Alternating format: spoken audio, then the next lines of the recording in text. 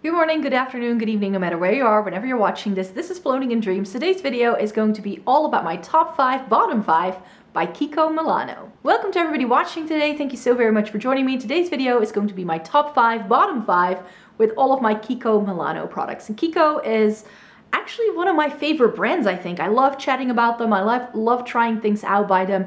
They are a little higher end drugstore prices over here, and they have their standalone stores. There is one here where I live, so that makes it a little easier to get for me as well. They sometimes do some really interesting things in the limited edition collections as well. They have some really good things in the regular lines too. There are a couple of limitations I do feel when it comes to Kiko as a brand, but that's where this top 5, bottom 5 comes in. So let me chat to you about that in today's video. And in case you're new here, hi, my name is Maaike. I live in the Netherlands. I like to come on here to chat about eyeshadow palettes, Essence and Catrice reviews, and getting the use out of my makeup. Because I have fair skin with a cool to neutral undertone, I deem myself a snow angel. And if you would like to join the Snow Angel Club, you don't have to be a snow angel yourself at all, but then you can just click subscribe down below. So yeah, before we get started with the video, I do have to preface by saying that the bottom 5 here I really struggled putting together. And the reason why I struggled putting this together is because I just love all of my Kiko products so much. So just know that the bottom 5 today aren't products I dislike or anything. I'm just coming at it from the perspective of, if you were new to Kiko, what are the products from this brand that I would say, yes, go to this and put your money towards it? And what are the things that I think you would not put your money towards if this is the first time you're buying from them? Doesn't mean I don't like these products, doesn't mean that I think they are bad. It's just that for the sake of the video, I had to have a bottom 5. And perhaps it's also good to know that I have a lot of reviews with these products already up on my blog, and also here on the channel I have some other content up. So make sure to leave some links in the description box down below so you can find swatches and all that if you want to see something more with these products for sure. So let's start things off with the bottom 5, because I like to end my videos on a high note, so I always do the bottom 5 first. And the first product in my bottom 5 is also one where I feel pretty solid. Like, yeah, I would not repurchase this, even though I did use it up. Now granted, I haven't tried a lot of skincare from Kiko. I think this is the only product I really put to good use. This was from their Precious Rituals collection that they released last year that I did do a video with, I'm pretty sure with that.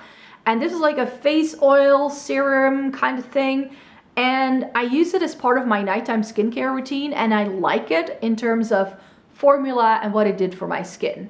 What I didn't love was how strong it smelled of. Like, it was just straight up perfume. This smelled as strong as spraying a perfume onto yourself, like directly onto your skin. Not the, I'm gonna spritz it into the air and walk through it kind of perfume application. No, this is like full on.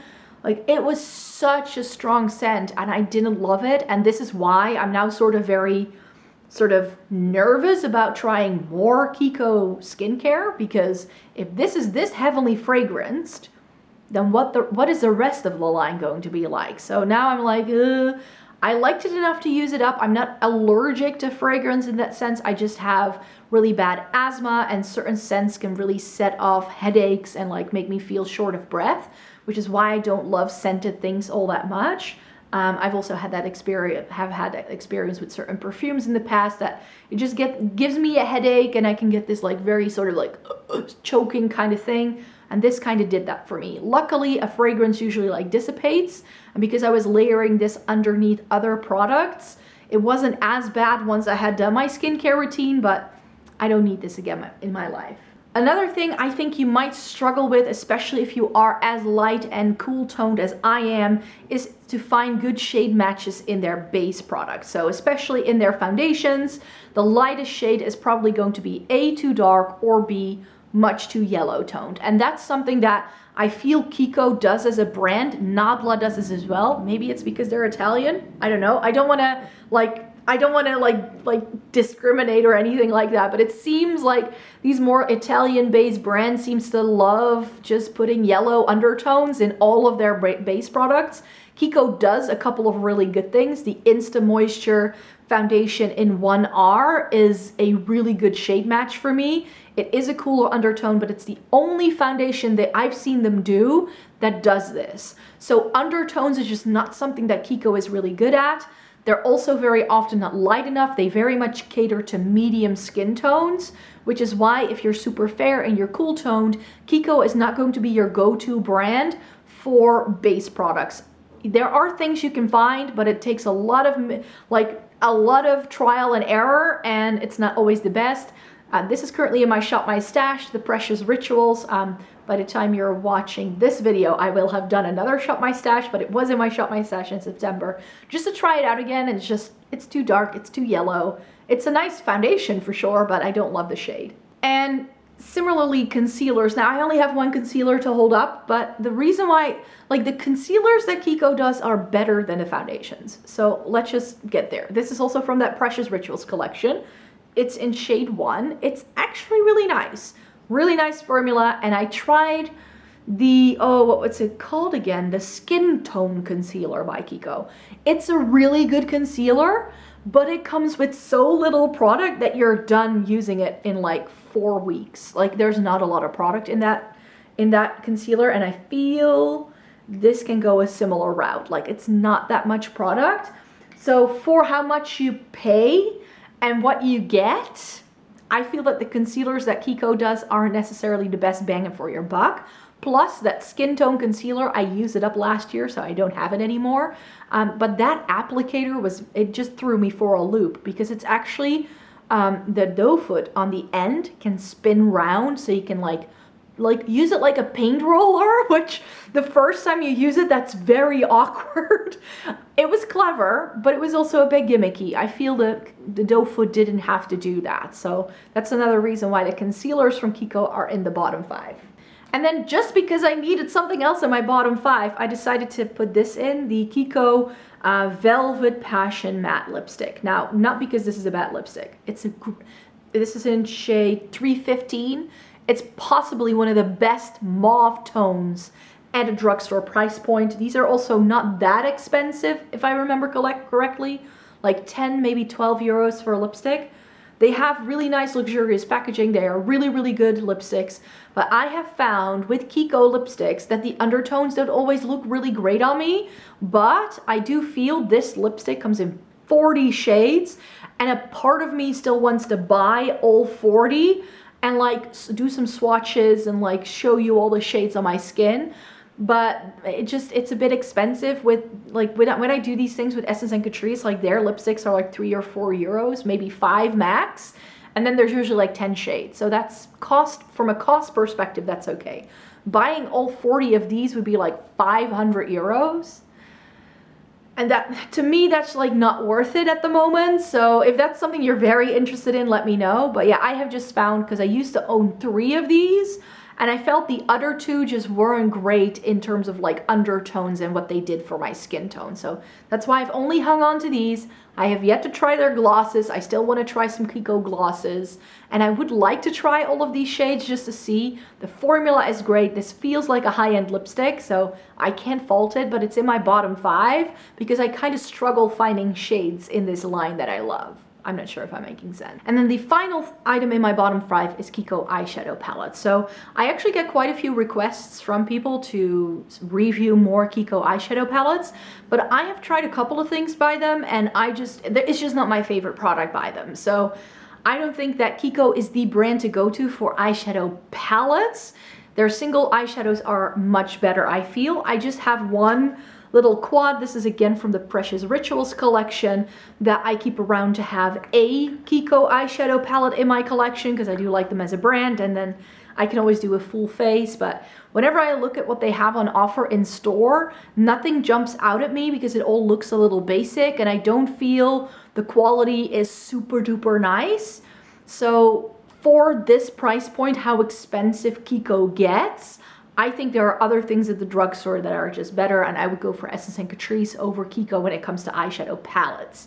Now, they're single shadows. I have one of their glitter shower. I used to have a couple of their water eyeshadows, but I wasn't using those enough, so I ended up decluttering them. But those are some really stunning formulas that are really, really good, and that can, you know, like those really do compete with like higher end things. But their palettes, I just kind of feel like you're getting lesser quality product there. So that's why I'm not reviewing Kiko eyeshadow all the time. I almost bought that new blue palette from they have a blue collection out right now, their limited edition, and the cool tone palette from that line looked promising, but I was able to see it in store and swatch it, and I just knew that I would try it for a video and then declutter it straight away. And that's something I try not to do when I make my makeup purchases. I don't just buy something to make a video about it and then never go back to it. And that's what would happen with a lot of the Kiko eyeshadow palettes. I'm only going to buy from them again when it comes to eyeshadow palettes if, you know, they do something interesting. I already mentioned they do other things in terms of eyeshadow really well. So let's kick off our top 5 with something that I think the brand just excels at, and that are eyeshadow sticks. So if you love eyeshadow sticks, then Kiko has a really, really good range. There are some rumors about the factory where Kiko is made. It seems to be, at least this is what I've heard online, is that Laura Mercier, Charlotte Tilbury, and Kiko, as well as Milani, are all made in the same factory, which is why you can very often find products that overlap between those lines. So actually Kiko did a limited edition collection earlier in the year, the Festival Glow, and they had Charlotte Tilbury Beauty Wand dupes in that line. And I was umming and ahhing whether I should buy that collection, but because it came out at a point where I was pre-filming a lot for my upcoming renovation, I knew I couldn't post that video until July, and it would just not have gotten the traction that it would have gotten, like it would have had to get for it to be worth it to buy all those products.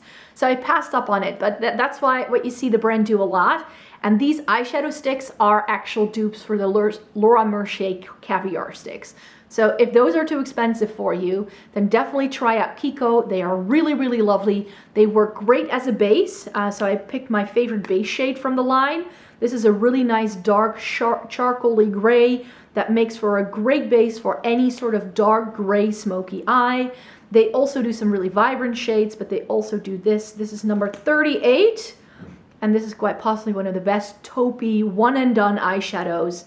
This is just, you know, you just dot it in, maybe blend it a little bit with your finger or a brush, and you're good to go. They do a lot of different shades. They come out with new ones all the time. So some of the ones I have may no longer be around, but I think I still have my navy. I still have like a really nice periwinkle shade, which is a really nice, like unusual shade to find in a cream shadow. So Kiko eyeshadow sticks.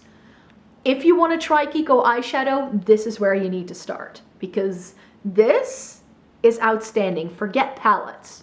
Their eyeshadow sticks are the best. And then if you are familiar with my content, then this next bit is going to be very boring, because not only do all these products look the same, but the rest of my top 5 all come in the same kind of packaging because they're all from the same line, but they're all different products. So the product that I currently have in my Shop My Stash that I'm trying to use up, but it's taken quite a bit of time, is the powder that comes in this line. This is the Radiant Fusion Baked Powder in the shade 1. Now, I never know what things are called in Kiko because you can only find that online and they don't put it on the packaging, so I always forget. But I do know that this is the lightest shade. It's a dupe for the Ambient Lighting Powder by Hourglass in the shade Diffuse Light. So if that's a powder you love, know that this does a very, very similar thing for me. It works really well on my fair skin. You can see I've made a nice dent right there, and this is just a really, really good powder. I love this thing, and yeah, and that's why I'm currently trying to use it up. But as I mentioned, this is one of those powders that can last you a year, which in terms of like, as far as powders go, that's what I love in a powder, is if it really lasts me a long time. Some powders you go through in like under 2 months. Looking at you, Essence, looking at you, Charlotte Tilbury. But this, it's pretty cheap and cheerful. It goes on sale all the time. It's got pretty packaging. It's a really good product, and I just love this one. Now, in the same compact, same size, so this is why I'm really glad that I keep my makeup in like different compartments, but this is the Flawless Fusion Bronzer Powder in shade 01. I have very often dubbed this my favorite bronzer for fair skin. There aren't that many bronzers that go this light and that are this perfect on cool tone skin. This I've mentioned that Kiko isn't always really good at doing undertones in their base products, but in this line, they do some really good things for fair skin, and their bronzer is definitely a good one. I have compared this to the Charlotte Tilbury Airbrush Bronzer. I feel it's very similar.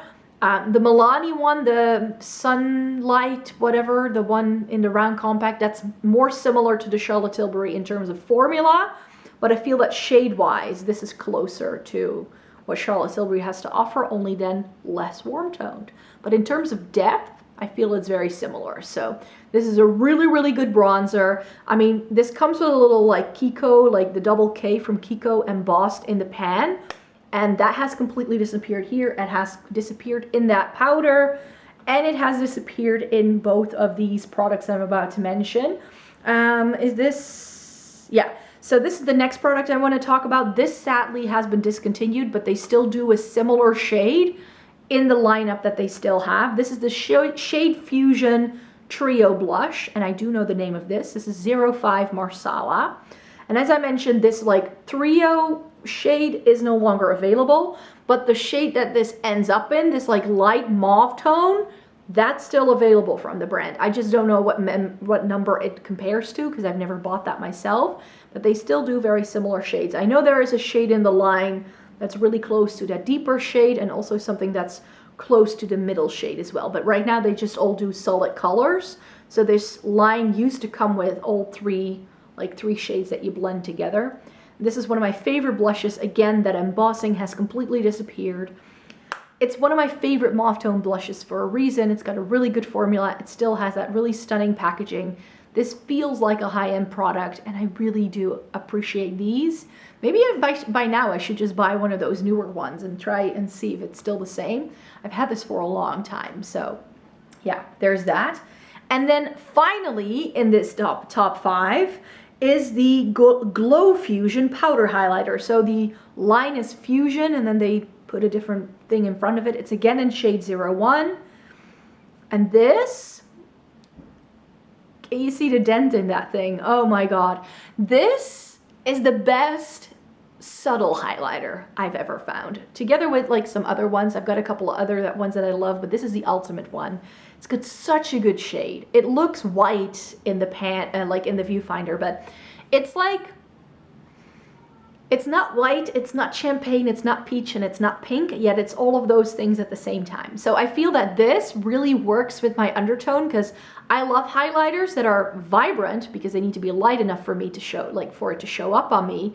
But it does have that little bit of warmth that I like it to have, to not be too stark. I find very light white or pinks to just be a little too there, because that's not a natural highlighter for me. So that's why I feel this looks very natural. These aren't boom kapow, in your face, glow from space kind of highlighters. These are very subtle, everyday, more candlelit glow, which is what I'm currently really into. And I've been working on this like there's no tomorrow. There's a huge dent there. So you know I love this thing. Again, a product I've had for a while, but they still do this, and they actually do one in a larger compact that still kind of intrigues me, which is their glitter highlighter. Maybe I should try that next. And I think actually they also do a foundation in this line, but it's like in a compact like that. It's like a cream foundation, but that one makes me a little bit nervous. I'm not sure if I'd like that. But yeah, I definitely want to try some more Kiko. The plan is to do a full face of Kiko Milano before the end of the year. And I think just to make that video a bit more fun, I do want to try some other things I haven't bought from the line in a while. So I definitely want to go and buy some new Kiko products to update it. But yeah, these are some of my solid favorites. If you've been here for a while, you will have seen these coming for sure. The bottom 5 I had to just put in there because I need to, if I'm going to categorize my recommendations as these are the things I think you should really look into, and these are the things that maybe you can do without, then this is the way I would organize it. So yeah, thank you so very much for joining me today. Give the video a thumbs up if you liked it. Subscribe to the channel if you'd like to see more by me. I make several videos a week, so if you'd like to stay tuned for more, then I hope to see you in my next video. For now, take care, and then I hope to see you in my next one. Bye!